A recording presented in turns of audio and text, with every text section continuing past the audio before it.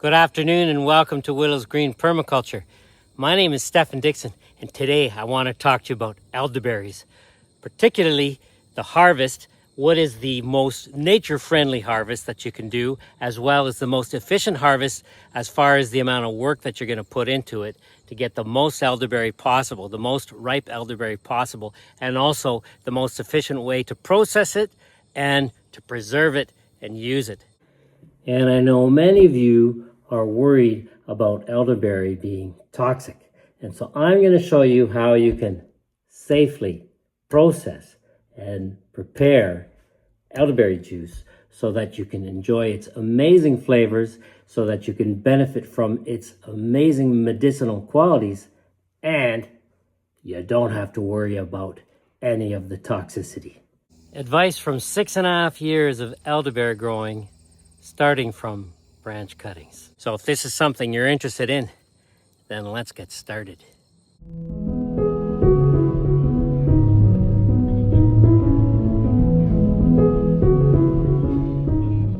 So it's August 15th today, and right here what you're seeing in the camera is our entire elderberry stand. All of this that you see here, there's other plants obviously here as well in front of the elderberry, but all of the elderberry you see back there started off as 8 sticks, 8 branches back in the spring of 2020. Spring of 2020. 2019 in the fall, I harvested 8 stems and I propagated them in pots and planted them into the garden in the spring of 2020 after we moved in here in December. You can see in this photo from sometime in April of 2020, the circles on the left-hand side of the photo with straw in them, those are 8 elderberry cuttings that I had just planted into the soil. You can barely see the cuttings because they were so small. In the middle of the picture, that puddle, that's our rain garden that we were in the process of digging.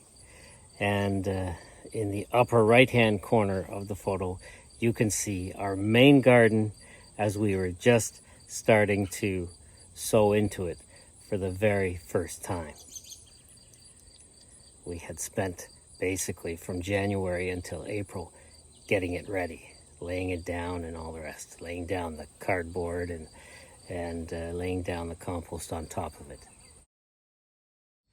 Now, if you're looking closely, you probably noticed that most of this elderberry is not at all ready for harvest. But some of it is, you see.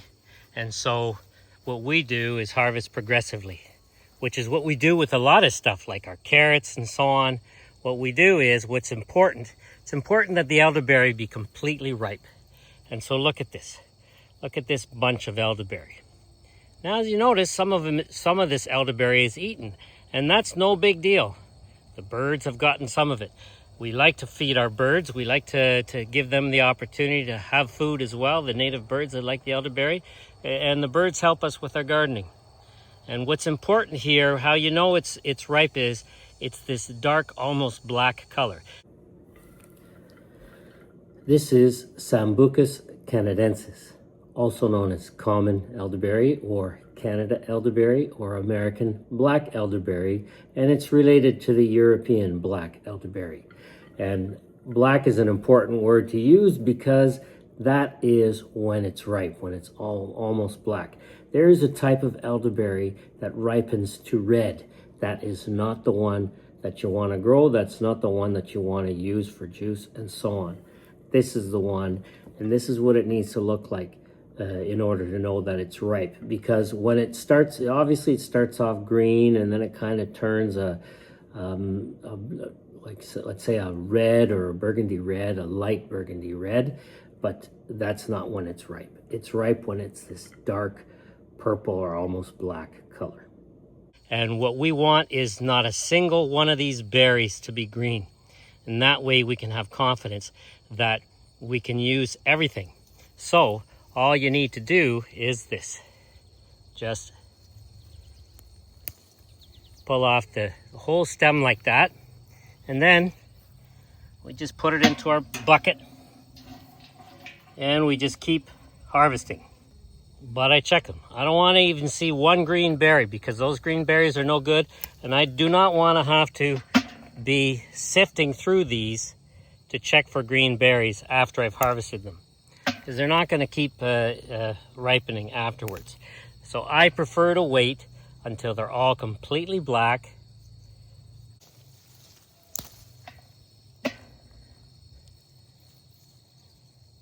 before I harvest them. And if that means the birds get some of them, that's fine. Because if I try and get them before the birds get them, then I'm going to be harvesting them when they're half green. You see, like this one has got one green berry in it. Okay, I'm looking at it right now. I can take this green berry off and then that's fine. Oops, it dropped into my bucket. Anyway, normally I wouldn't want that to happen. But just for the sake of, because I'm right here and I'm looking at it, well, I took it off. But I'm not going to go doing that with every one of these bunches. It's just too much work. I'd rather leave them for the birds until they're all good and black, and then I'll harvest them. And I am not interested in covering these bushes up with some kind of bird netting. You've seen the size of them, or if you haven't seen it yet, then you'll see it later on in the video. Just not practical. It's not efficient. And forget about it being at all aesthetically pleasing. And on top of it, even if I did it, all I'd be doing is protecting other critters who might be interested in eating the elderberries from predators, and so some would get eaten. And probably the most important reason for not using bird netting is that birds would get caught in it and would get killed by it, as I noticed happen for the short period that I had a deer netting up the first year we put our garden up. And I've seen dead birds and bird netting on farms and so on. It's not something I would want to do. So doing it this way does two things. First of all, it's feeding our ecosystem. It's feeding our birds, which are an important part of the ecosystem. They help us with their gardenings. They help us keep the ecosystem healthy. They plant the elderberries for us elsewhere in the forest, and they plant other berries for us, and they just keep the whole system healthy. A complete, holistically healthy system of biodiversity.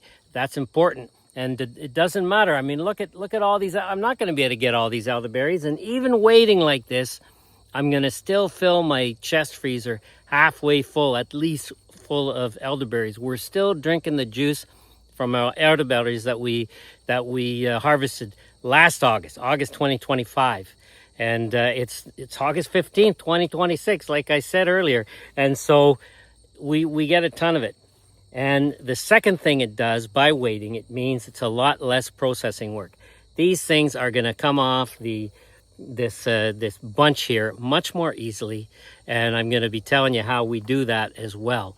Now, actually, when we pick them, some of them start to come off. Well, as we pick them, we progressively freeze them, and because we're only picking some amounts at a time, we eventually put them all together in the freezer. We put them by portions. Let's say we fill bags with them, and let's say the amount that we would want to unfreeze all at once and process.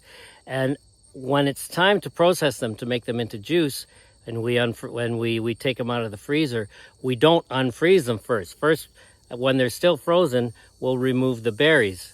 Sometimes we'll remove the berries if it's super easy before we freeze them, but often it's easier to do it while they're frozen. And then we just process them when we unfreeze them. Freezing them,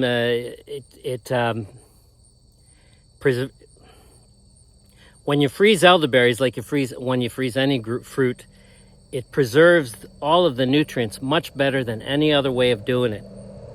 It's one of the best ways for preserving the nutrients. It's much better than canning or cooking or whatever, because you're not losing any of the nutrients to heat. And also, when you freeze them, what happens is when it comes time to use them and you start to thaw them out, the juices will already have started to be released because of the freezing process. And the freezing process also helps to release the sugars.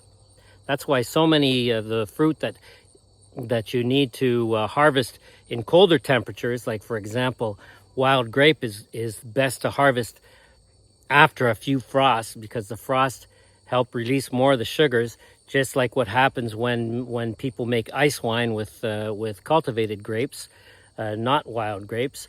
They will wait until they've frozen at a certain extent. I don't know how frozen they have to be, but that creates that sweet ice wine. Same thing. And it's the same thing with any fruit that you put in the freezer. As long as you put it well in the freezer and you don't let it get freezer burnt, you seal it up nice and good in the freezer. And what's going to happen when you thaw it out is that much of the juice will have been released and the sweetness will have come out. And so there's very little processing to do after that. Just by freezing and then thawing completely and then pressing it, either pressing it through a juicer, you make sure that you don't grind up the seeds, because you don't want the seeds, and obviously you don't want the branches and so on. You just want the juice from the berries. I'd like to interrupt the harvest to talk a little bit about the processing and the preparing of the juice and so on, so that you make sure you don't get any toxins and that you can benefit from all of the excellent properties of the juice. Now, once again, that is what the berries should look like. That nice, dark, black color. No light burgundy red in there. Now, to process it, when you've picked it, when it's nice and ripe, then it can be fairly easy to pull off the berries. They come off quite easily like this. As you can see, none left. It's really only the unripe ones or the green ones that don't come off.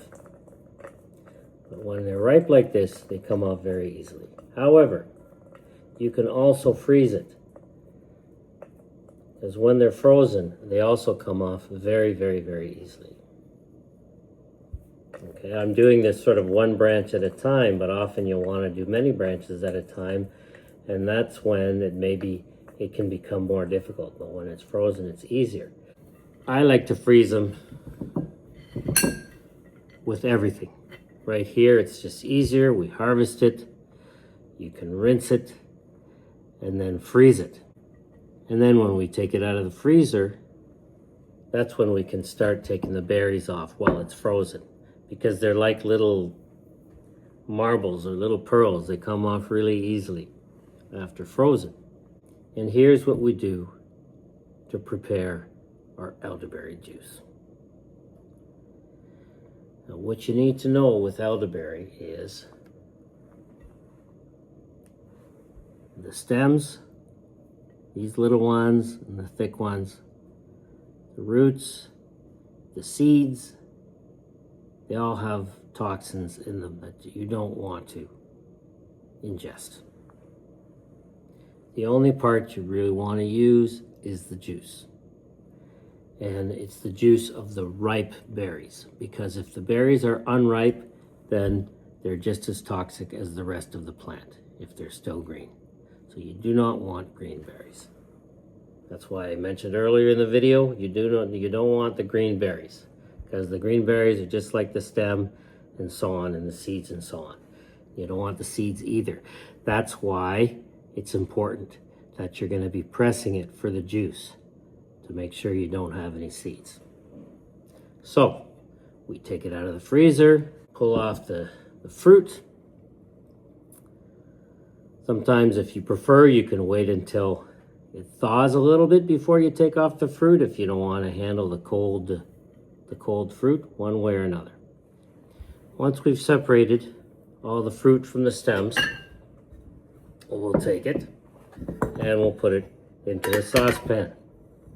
You can just imagine the saucepan is full, and it's a bigger saucepan. And if it's full, we're only going to put maybe a quarter of the saucepan with water. That's just to help soften it up a little bit, to allow it to warm up. Warm it up a little bit, and then once it's warmed up a bit, that's when we will press it. Press it as much as possible, because we want to get the juice out. We do not want to keep the seeds, and we don't want to heat it up a lot with the seeds in there. We're just going to warm it up a little bit to soften the fruit so that we can press it and get the juice out. Once we've pressed it to get the juice out, that's when you're going to use what's called a muslin. It's like a cheesecloth, but we don't like to buy cheesecloths because they break. This is what's called a butter muslin. You could also, it's also, you can also get, they're called flour sack bags or whatever, anything like that. Obviously you want it to be clean, that you can pour the juice through. You pour it through here so that all you're getting is the juice. You're gonna, basically you're going to use this just like a cheesecloth. Pour it through, get all the juice, put it back into your saucepan. So now you've gotten, well actually, you're going to take one of these, which is like a cheesecloth but it's stronger, and you're going to put your pressed elderberries into there, and then you're going to take it and you're going to squeeze the water, squeeze the juice through that. All right. Now once you've done that, you'll rinse out your saucepan and you'll throw the juice back in, and then you start heating it up. Okay, and it's at this point that you're going to start basically cooking your juice, because you need to cook it for a certain amount of time to make sure that there aren't any toxins that have leached out of the stems or out of the seeds and into your juice. So you do need to cook it. You need to basically simmer it for 15 minutes, boil it for 15 minutes. Now, while you're cooking it, you're going to see, let's say, a foam appearing on top. So you can take a simple sieve and just remove the foam from the top. And then when you're all done, you're going to have a juice that looks like this. Now,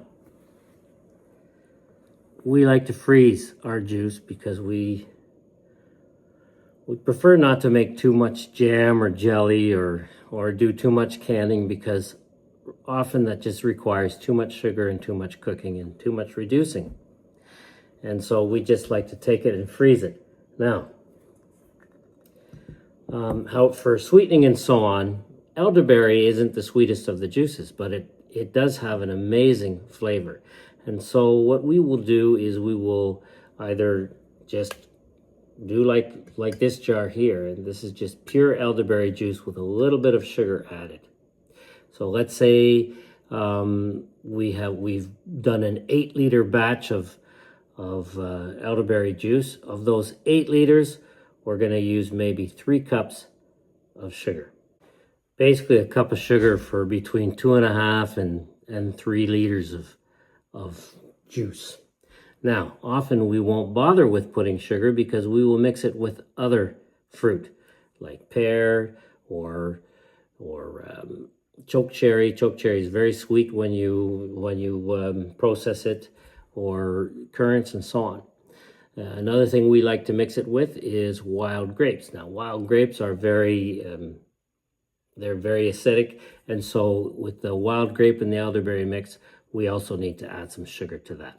About the same amount as what I said with the elderberry juice, which is about, like I said, a cup of sugar for between 2.5 and 3 liters of juice. Now, here's another important point, because we prefer to freeze over canning. Often we'll be having jars like this, because this is what we got at the beginning, because we were planning on doing a lot of canning. So we have these types of jars with this curved side. When you're freezing in any type of jar, first of all, you want to make sure you're not filling it up to the top at all, because liquid expands in the freezer, takes up more space. That's why ice floats. Ice floats, any type of ice. That's why life is possible on a under a frozen lake, because the ice is floating on top of the frozen lake. You know, it's miraculous. The fact that ice floats is what has permitted life to survive on this planet. So ice floats.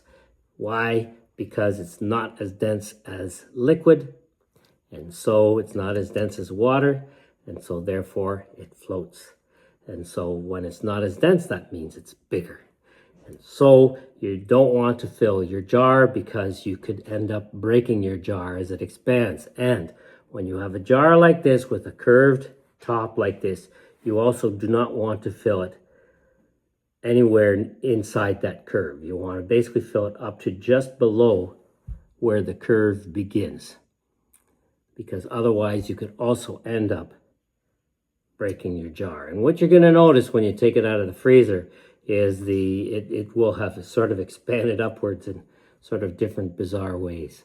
And so sometimes it expands up flat, but sometimes it expands up curved and all the rest of it. And so that's how you can safely freeze your elderberry juice. And this is how you can safely drink your elderberry juice. To make sure you've neutralized any of those possible toxins that might have been in there, you need to simmer it or boil it for 15 minutes. No less, no more. You don't want to do it too much, because you don't want to destroy everything in your juice, and you don't want to do it too little. Now let's head back outside. We mix it with basically almost all the different fruits that we harvest through the year. And so it adds the healthy elements of the elderberry. It adds the flavor and so on.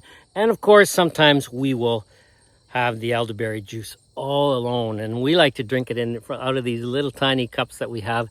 They look like little mason jars, but they're only this big, because it's almost like taking an elixir. And when you harvest, all you have to do is this. You just grab the base of the stem, and you kind of just break it like that. The branch, you see the branch there, and then you can clearly see the fruit stem. So it's easiest to grab it at the base of that fruit stem and break the whole thing off. It breaks off real easily, like this.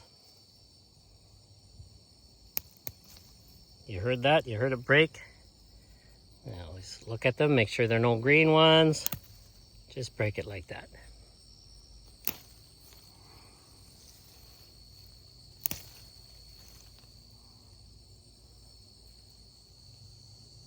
Here there are a couple that got, that I didn't notice that are green that I'm going to want to take out.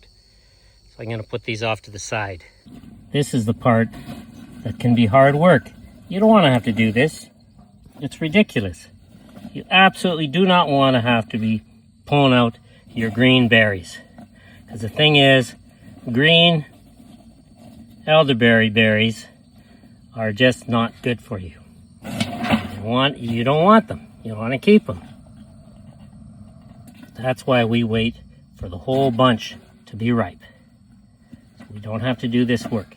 That's what I'm talking about when I'm talking about efficiency. Here's a message, maybe one of the most important gardening messages that I can think of. Efficiency is not getting every single fruit and vegetable out of your garden that started to grow. So that there's zero foraging, zero birds, zero animals got your stuff. Nothing fell prey to whatever, disease or whatever. No, that isn't efficiency.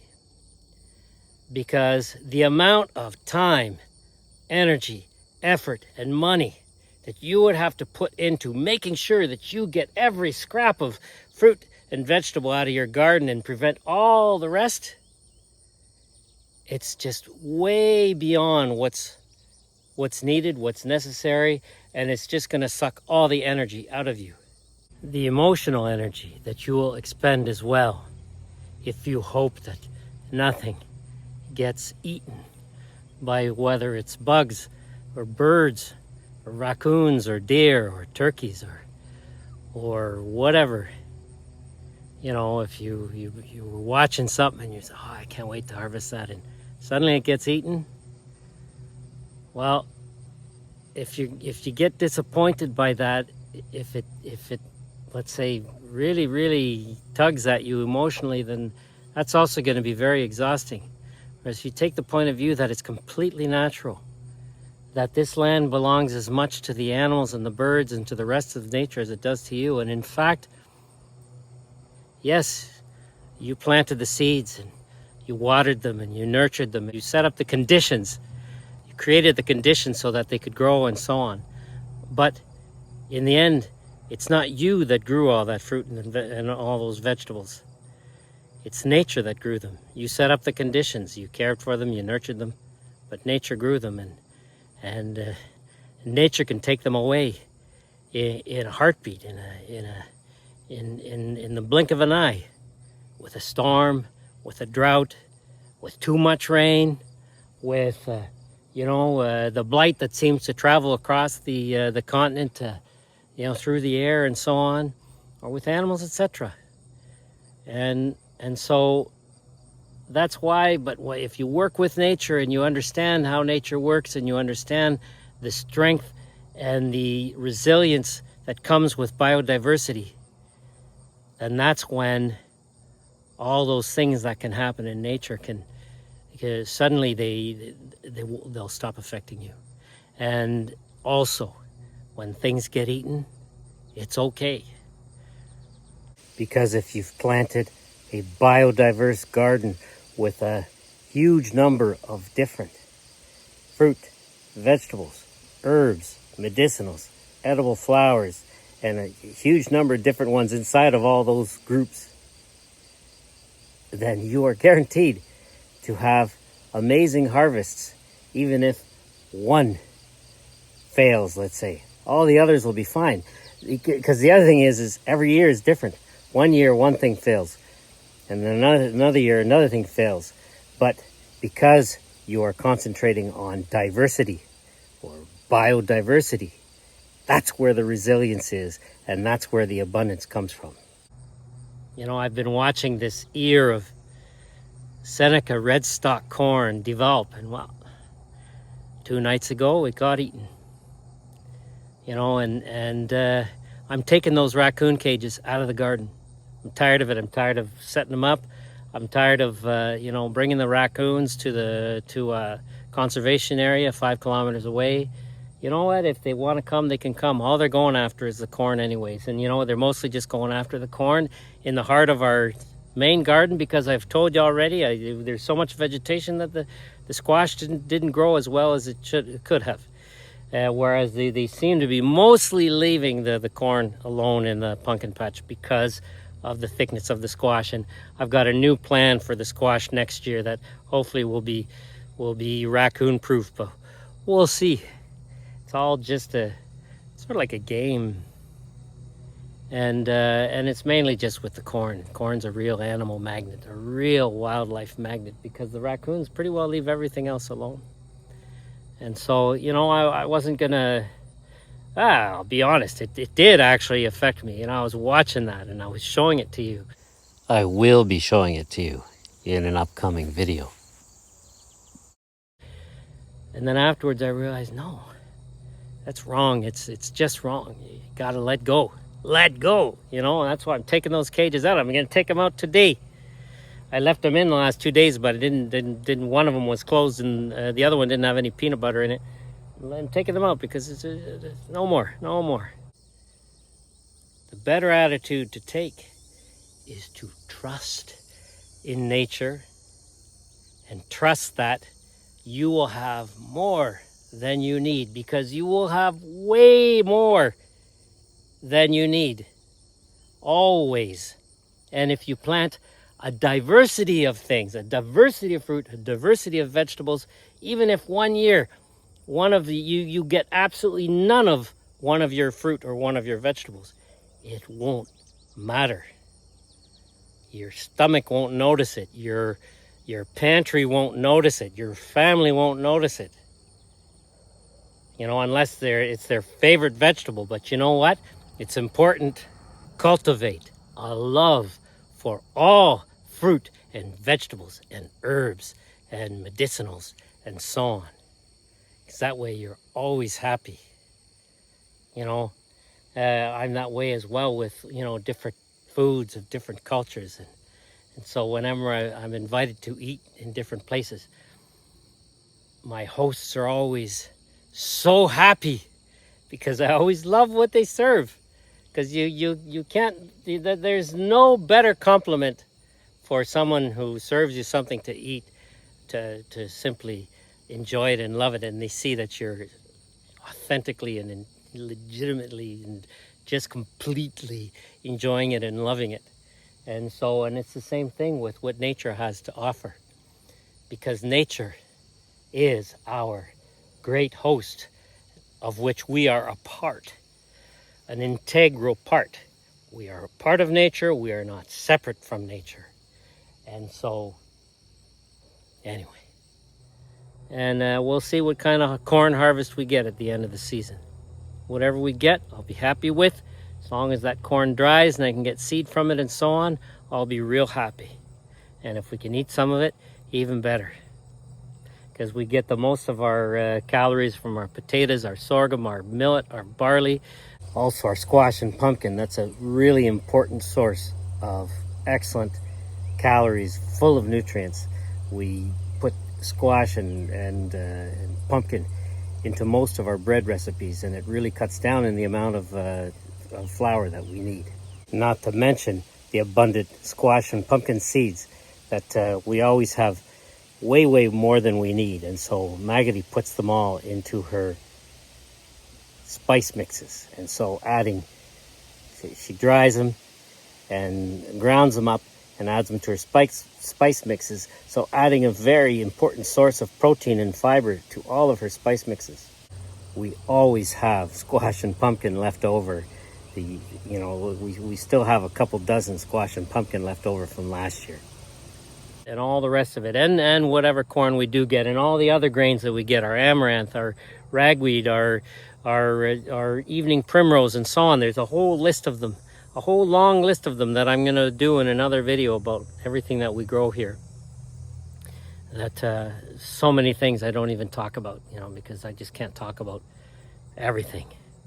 I don't have that much time to make videos. I got to be taking care of this garden. Speaking of which, I'm going to finish up my elderberry harvest.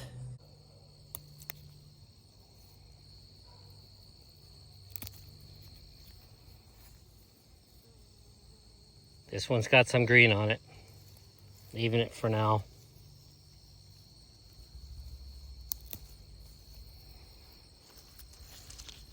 It's the ones that are really dark are the ones that are ready. So today, August 15th, isn't going to be a big harvest, because lots of these bunches from far away, they look like they're completely ripe, but they're not, as you can see. There's some green ones. Look at these from far away, they all look ripe, but close up, there's still lots of green ones. Lots of green ones there. This one looks pretty good. This one looks like I can take it. And this one above it too looks like I can take it. But then right around it, there's one that's lots of green. There's lots of green in these ones too, so I'm leaving them. This one's completely ripe. It's also mostly eaten. No big deal. Every single one of them I'm going to be able to use, and that's good. Same with this one. Ones are good. As is this one. This one's got a couple green ones. I'm not going to take it. This one looks good. Let me see. Yeah, it looks good. If I weren't holding the camera and trying to see all this through the camera, I'd be identifying these a lot more quickly, a lot more efficiently. But all of these ones look good.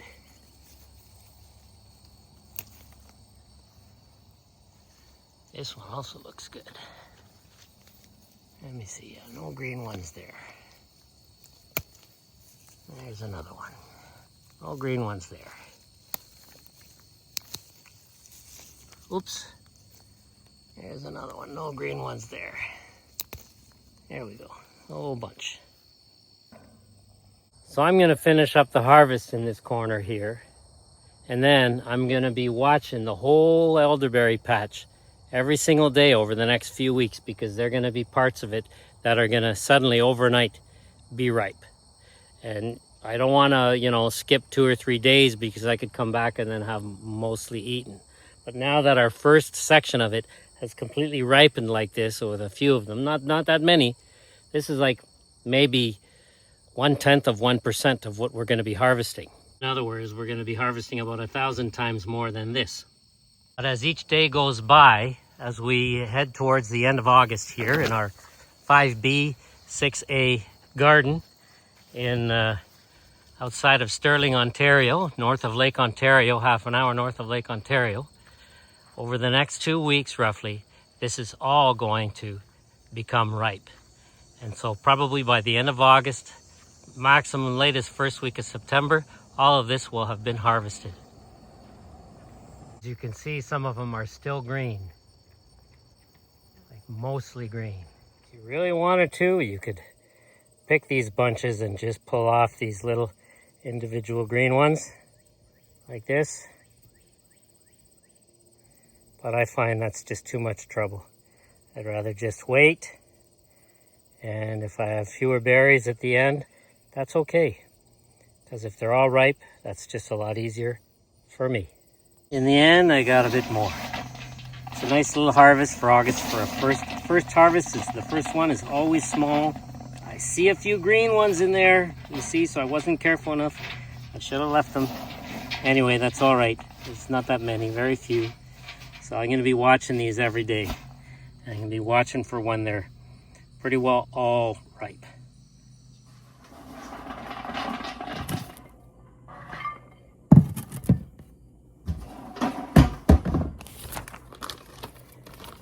Here's what we use to store them in the freezer. I've had comments about microplastics, and you know, well, here's my opinion about that. Basically, we're just using this bag. It takes maybe 60 seconds to fill it all up. You know, maybe a little more with the berries that fall off to the side. We have to go grab them. So get all these in without dropping any. Just here in the solarium with on top of my chest freezer here. Got a few more left here. Throw them in. There we go. Didn't rinse them or anything. They're clean. Just froze them. There we go. And I could have rinsed them. I'll let Magali know that I did. Now, so you see, it only took about a minute to do that, maybe a bit more. And I'm just gonna close it up, and I'm gonna get rid of all the air, just like this. Careful, just gently by squeezing it. Get rid of all the air so it doesn't get freezer burnt. By leaving it slightly open while I do this. Squeeze everything out like this. You don't need a fancy machine to do this, and you can squeeze it. Doesn't matter if the juice comes out. Not much juice is going to come out at this point, because that's the thing. So here's my opinion about microplastics. This fruit is whole. There's not much juice here, and this is going into the freezer. Oh, I've gone in. I got to get rid of that air again. And then close it up.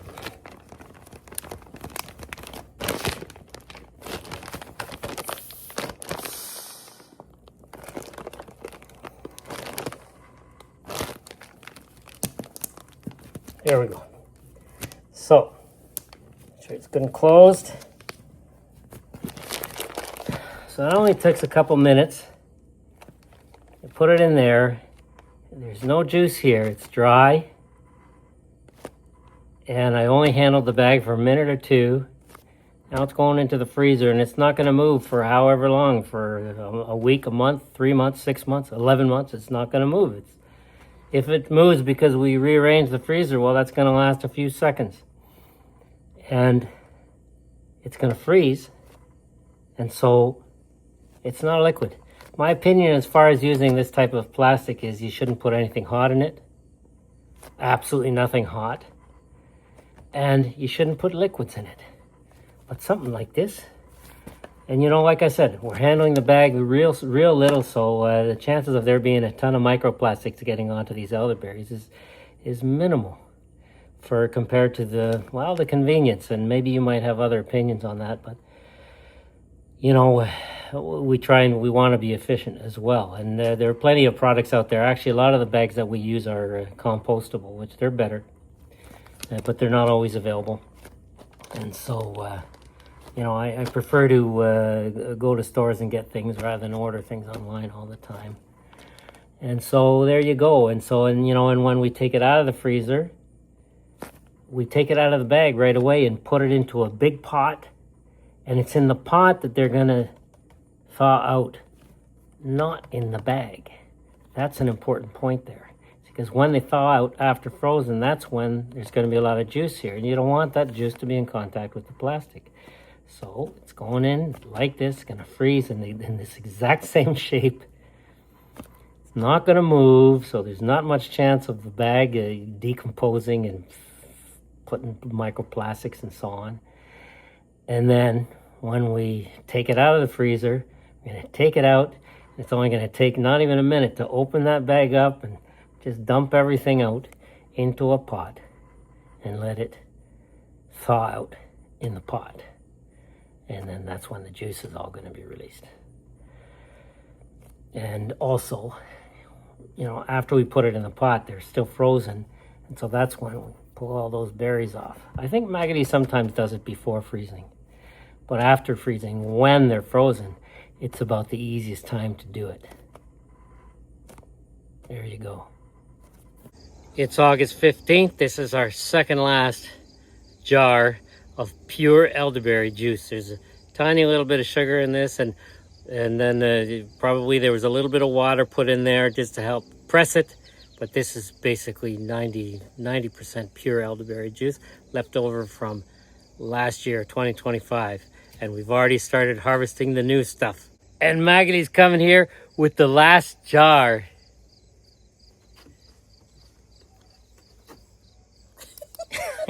As you can see, it's frozen. Wow. Because after we press it, we refreeze the juice. The jar of frozen juice Maggie's holding up is actually the one you saw earlier in the video as I'm showing you how to process the elderberries to make the juice.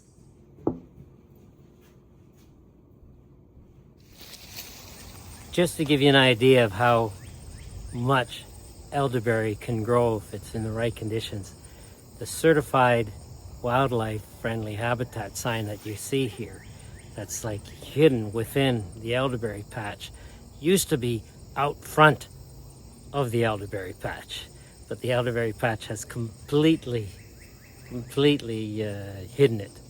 It's now almost near the back of the elderberry patch, and it's not that the back is any less big, it's just that that's how big it was at the beginning. And it just kept expanding forward because expanding forward was expanding southward toward the road, and of course the road is wide open, sunlight.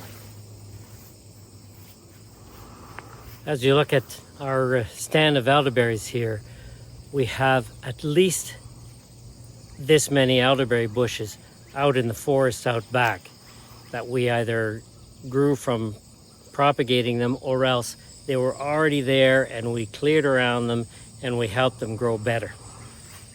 However, in the forest, often they're in partial shade, so they don't get as many berries, and also we simply leave those ones for the birds and the animals. I hope you liked the video. I hope you learned something from it and you found it useful. If you liked it, then please give it the thumbs up and share it with lots of your friends. And if we're coming up to the fall's coming soon. We're mid-August, in a month, a bit more than a month, it's going to be the fall, and you're already going to be maybe thinking about next year. If you need seeds, check out our seed catalog at willowsgreenpermaculture.com. And if you need coaching, you can find that in our seed catalog as well. You can find the link to our site in the description of this video. And if you have any questions or comments, don't hesitate to put them in the comments down below. As you know, I answer all your comments and all of your questions. Thank you very much for watching. Have a wonderful week, and we will see you next time.